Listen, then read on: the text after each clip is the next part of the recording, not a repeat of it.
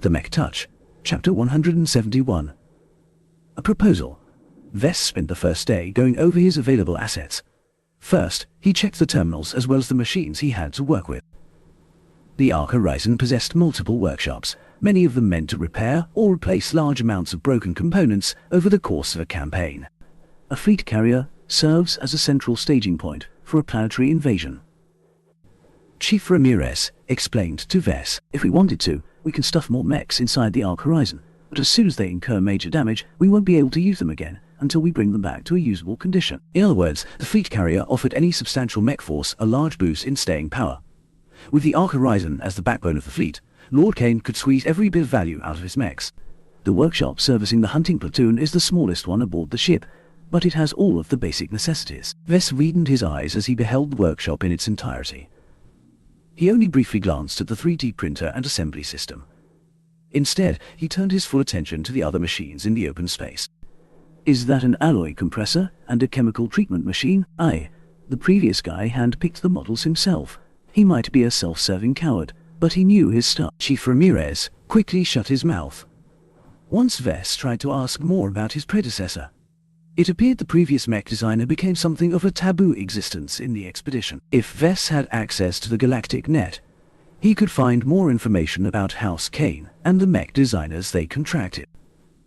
Unfortunately, Lord Kane had already taken measures in restricting every quantum entanglement nodes aboard every ship in the fleet. They hadn't even left the Mancroft system, and already they were cut off from the rest of the galaxy. "When will we depart, and how long will it take to reach our destination?" Vess asked, curious about his timetable. "I'm not privy to the full details, but word around the grapevine is we'll be setting off as soon as our fuel tanks are topped off. That will take half a day. After that, the fleet will be following a roundabout path to the Groaning system. That might take a couple of weeks or so." Vess grew alarmed. A couple of weeks isn't enough to improve all of those mechs. There's not enough time. Time waited for no one. Groaning 4's metal storm only subsided at a fixed schedule. No matter how much Vess wanted to delay the expedition, he could do nothing against the forces of nature. The expedition already wasted a lot of time, and they only received a new mech designer at the very last second.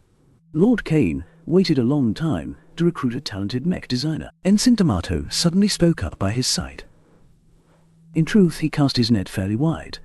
He received a large amount of offers, but rejected them all. They lacked the qualifications to work on something important as his great-granddaughter's first command. I can understand why he would reject the lowest tiers of mech designers, Vess replied.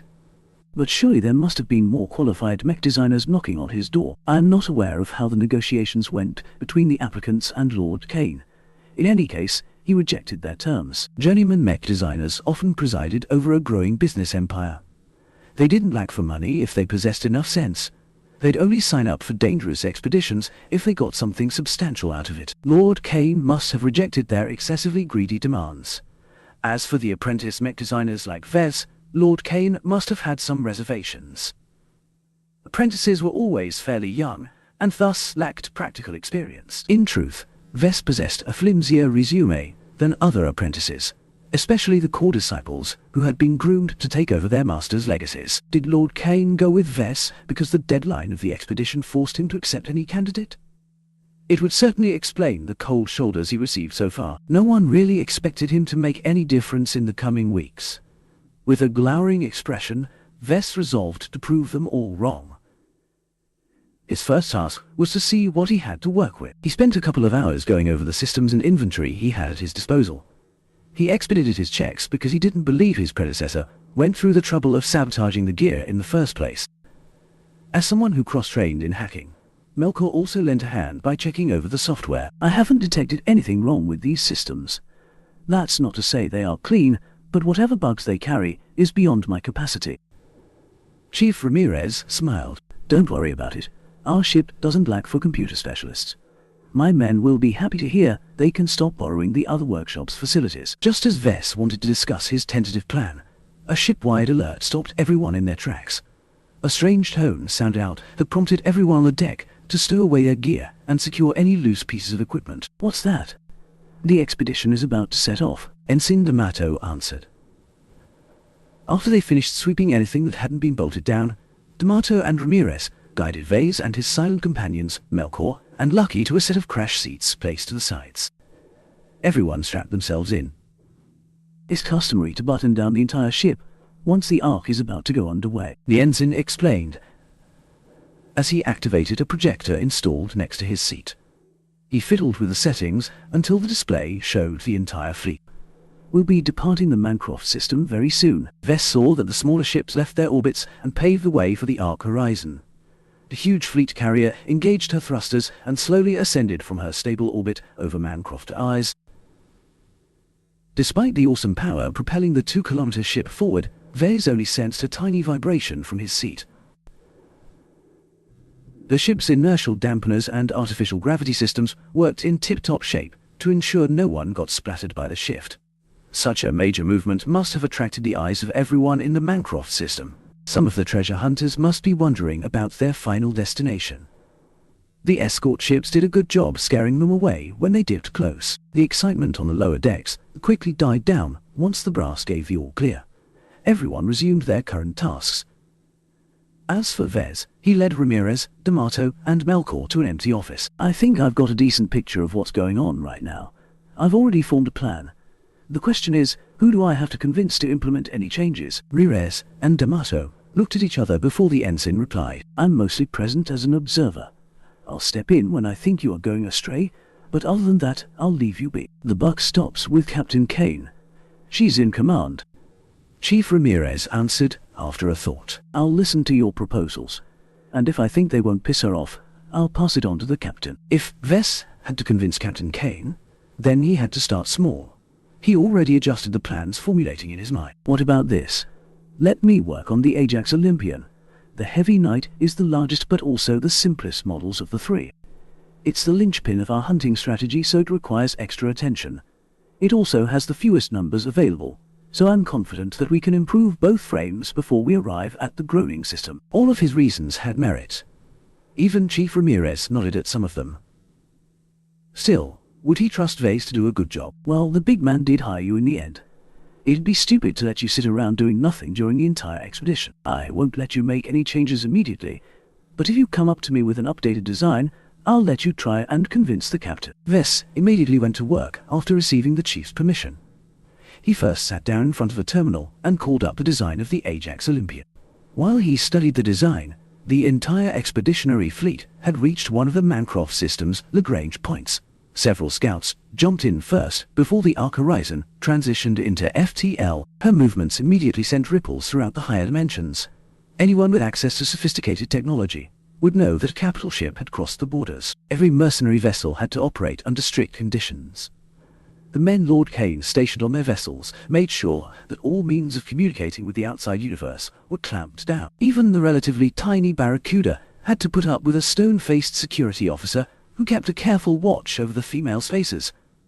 The expedition's grand departure attracted a lot of unwelcome attention. Various shady forces had already sent scout ships ahead to keep track of the arc horizon. The leaders of these forces justifiably believed that Lord Kane grasped the coordinates of an extremely resource-abundant planet. Everyone wanted a piece of the action. During the arc horizon's first hop, everyone aboard the carrier worked quietly to prepare her mechs. Once they entered Sandmen space, they had to be ready to deploy against both Sandmen and pirates. Only the people attached to the hunting platoon had it easy for now. Their time to shine came later. While Vess looked up the design of the Ajax, Chief Ramirez went back to supervising the mech technicians. He couldn't spend all day watching over the shoulders of their new mech designer, so Vess only had Melkor, D'Amato, and Lucky for company.